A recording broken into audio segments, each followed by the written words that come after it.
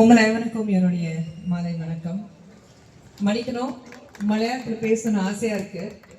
அடிக்கடி சினிமா பண்ணிட்டு இருந்தால் மலையாளம் வந்துடும். 10 வருஷத்துக்கு ஒரு தடவை மலையாளம் சினிமா பண்ணால் இப்படி தான் கொஞ்சம் தடம் மாறும். பட் உங்களுக்கு எல்லாருக்கும் தமிழ் புரியும் நினைக்கிறேன். மேடையில் அமர்ந்திருக்கும் இங்கே வந்திருக்க உங்கள் அனைவருக்கும் இன்னும் ஒரு முறை வணக்கம் சொல்லிக்கிறேன். இன்னைக்கு நான் இங்கே வந்திருக்கிறது ஒரு நடிகையாக வரல. நான் ஒரு சிம்பிளா பாஜகவோட காரியகர்த்தாக தான் நான் இங்க வந்திருக்கிறேன்.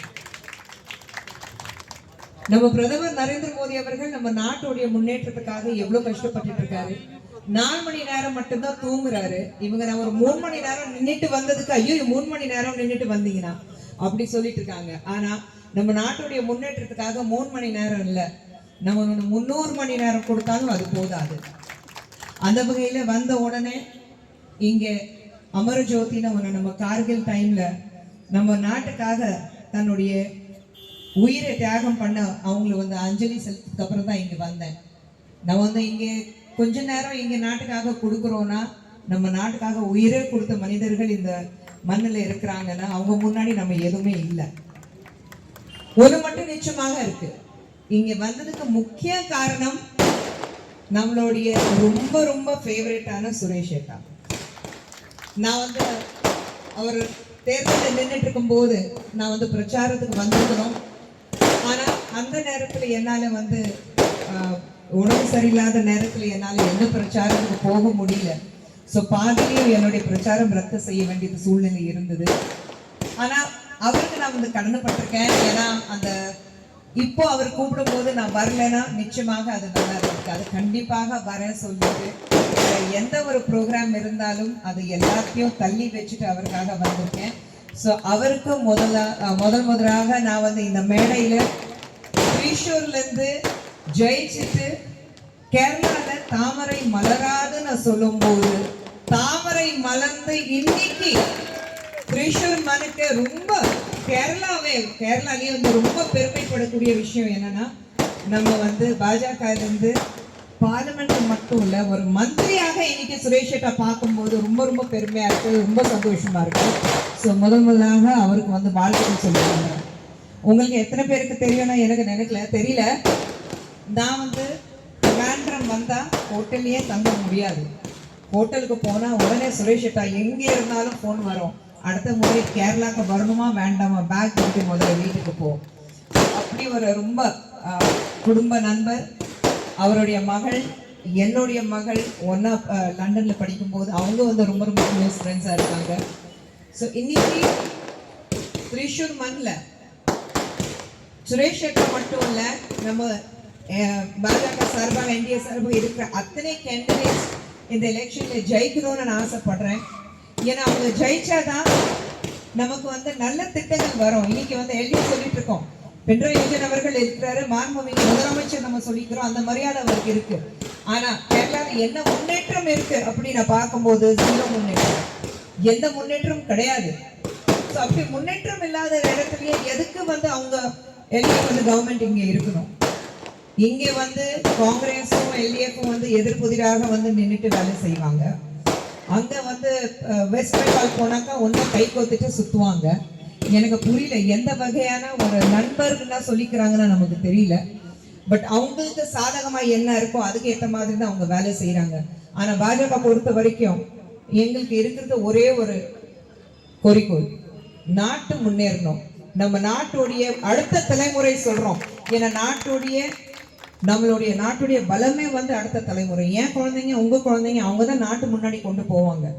2044 இந்தியா நாட்டோடைய 100வது ஆண்டு சுதந்திரம் கொண்டாடிட்டு இருக்கும்போது ஒரு விக்சித் பாரதோடைய கனவு பிரதமர் மோடி அவர்களை வச்சிருக்காரு. அந்த விக்சித் பாரத் ஒவ்வொரு இடத்தையும் பாஜக ஜெயிச்சுட்டு அடுத்த தலைமுறையும் பாதுகாப்பாக வச்சாதான் நம்மளுக்கு விக்சித் பாரத் அடைய முடியும். அந்த விக்சித் பாரத் உங்களுக்காக எனக்காக இல்லை, அந்த விக்சித் பாரத் அடுத்த தலைமுறை. ஏன்னா அவங்களுக்கு இன்னைக்கு என்ன நட்டு வைக்கிறோமோ அந்த மரம் எப்படி வளரணும், அந்த மரத்துல எந்த அளவுக்கு காய் உங்களுக்கு காரணம் இல்லைன்னா பூ மலரணும், அது எல்லாமே அடுத்த தலைமுறை கையில தான் இருக்கு. ஏன்னா அந்த அடுத்த தலைமுறை சொல்லும் போது நிச்சயமாக அதுக்காக இப்போ நம்ம வேலை செய்ய வேண்டியதா இருக்கு. சோ இன்னைக்கு இங்க இருக்கிறது நம்ம பாஜகவுடைய காரியகர்த்தா மட்டும் இல்ல, நான் சொல்ற ஒவ்வொரு குடிமகனுக்கு, ஒவ்வொரு மனிதர்களுக்கு நம்ம நாட்டுடைய முன்னேற்றத்துக்காக, நான் கேரளா முன்னேறணும் நம்ம சொல்றோம், திரிஷூர் முன்னேறணும் சொல்றோம், அது எல்லாமே வந்து நம்ம நாட்டுடைய இந்தியா தேசத்துடைய அங்கம். அப்படிதான் நம்ம பாக்குறோம். ஒரு மாநிலம் இருக்கும்போது நமக்கு வந்து ஒரு பார்டர்ஸ் இருக்கு, ஆனா அதை தாண்டி நம்ம எல்லாமே வந்து என்னத்தான் நான் வந்து தமிழ்நாட்டுல இருந்து வந்திருக்கேன், நீங்க கேரளால இருந்து வந்திருக்கேன், நம்ம பெருமைப்படுறோம். எல்லாத்தையும் தாண்டி நம்ம இந்தியர்னா சொல்லிக்கிறதுக்கு மிக படுறோமா இல்லையா? சோ அப்படி இருக்கும்போது நம்ம இந்திய நாட்டுடைய எங்கே கடைசி 5ல இருந்தது, இன்னைக்கு இந்த 11 வருஷத்துல 12 வருஷத்துல உலகத்திலேயே வந்து 3வது இடத்துல எக்கனாமிக்கலி இன்னைக்கு இந்தியா நிக்குதுன்னா, உலகம் எங்கும் எங்க போனாலும் ஓ நீங்க இந்தியால இருந்து வந்திருக்கீங்கன்னா ஒரு பெருமையை உங்க கண்ணுல இருந்து பார்க்கும்போது, பிரதமர் மோடியோடைய மண்ணில இருந்து வந்திருக்கீங்கன்னா அப்படி சொல்லும் போது நமக்கு அந்த பெருமை இருக்கும் போது, நம்ம நாட்டுக்காக நம்ம ஏன் பெருமைப்படக்கூடாதுங்க? பிரதமர் மோடி அவர்களுக்கு நம்ம வந்து அவருக்கு சமமா நம்மளால யாராலையும் நிற்க முடியாது, அப்பேற்பட்ட ஒரு மாபெரும் தலைவர் அவரு. ஆனா அவருக்காக அவர் வந்து நாட்டுக்காக கனவு கண்டாரு, அது வந்து நம்மளால நிச்சயமாக நம்மளால வந்து we can make the dreams come true. and அதுக்காக we all have to stand together. ஒண்ணு சொல்லுவேன், இங்க இருக்கிறது அத்தனை கேண்டிடேட் ஜெயிக்க வைக்கிறது உங்க கையில இருக்கு.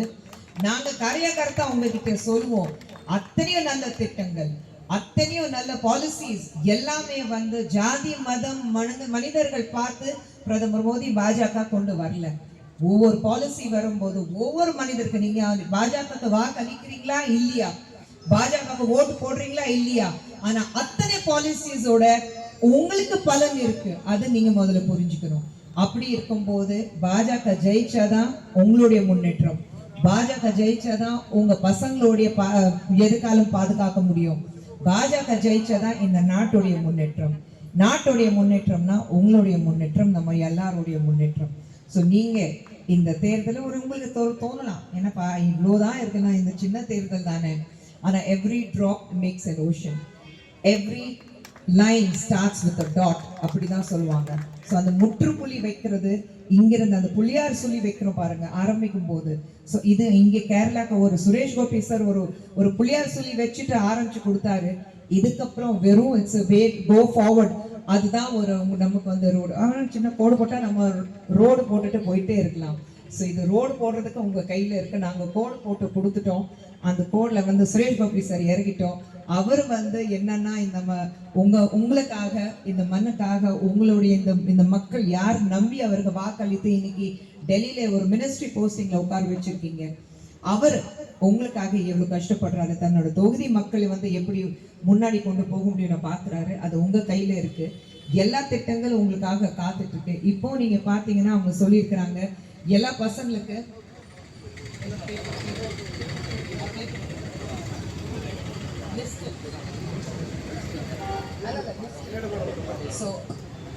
ஸ்டூடெண்ட்ஸ்க்கு வந்து நீங்க பாத்தீங்கன்னா free bus communication for women and child அப்படி வந்து இந்த ஊர்ல நம்ம கொண்டு வர போறோம். அதே மாதிரி வந்து yearly stipend for undergraduate and postgraduate girls students. பிரதமர் மோடி அவர்கள் நாரி சக்தி பத்தி தான் ரொம்ப ரொம்ப அதிகமா பேசிட்டு இருக்காரு. நீங்க பாத்தீங்கன்னா இது வரைக்கும் எப்பவுமே நம்ம நாட்டுல வந்து ஒரு பரேட் நடக்கும் போது பெண்கள் அவ்வளவு அக்ரோபேட்ஸ் பண்றதும் இல்ல, ஒரு மிகப்பெரிய போஸ்டிங்ல ஒரு ஆர்ம்ட் போர்சஸ்ல நீங்க பார்த்ததே கிடையாது. ஆனா இன்னைக்கு ஒரு பெண் வந்து பஸ் டிரைவரா இருக்கா, ஆட்டோ ஓட்டிட்டு இருக்கா, ஓலா டிரைவரா இருக்கா, அவ வந்து ஒரு ஆர்மியில ஒரு மிகப்பெரிய இடத்துல உட்கார்ந்துட்டு நாட்டை காப்பாத்துறா, பைலட்டா இருக்கா. என்ன வேணாலும் அவங்களால பண்ண முடியும். போன ரிபப்ளிக் டேல நீங்க பாத்தீங்க, எல்லா ஆக்ரோபேட்ஸ் பண்ணது பெண்கள் தான். பெண்களுடைய முன்னேற்றம் எந்த அளவுக்கு முக்கியத்துவம் இருக்கு. நம்ம நாட்டுல வந்து பெண்கள் வந்து ஒரு வீடு நடத்த முடியுமா, இந்த நாட்டு வந்து முன்னாடி கொண்டு போக முடியாது. ஸோ இன்னைக்கு பாத்தீங்கன்னா மேக்ஸிமம் கேண்டிடேட்ஸ் வந்து ஃபீமேல் தான் இருக்காங்க. ஸோ இங்கேயும் வந்து நீங்க பாத்தீங்கன்னா ஒரு அனௌன்ஸ்மெண்ட்ஸ் நாங்க வரும்போது உங்களுக்கு என்னென்ன செய்ய போறோம் அப்படி பார்க்கும்போது இது மீண்டும் பெண்களுக்கு குழந்தைங்களுக்கு மட்டும்தான் இருக்கு. ஸோ எல்லாமே உங்க கையில இருக்கு. So go ahead, வாக்களிங்க.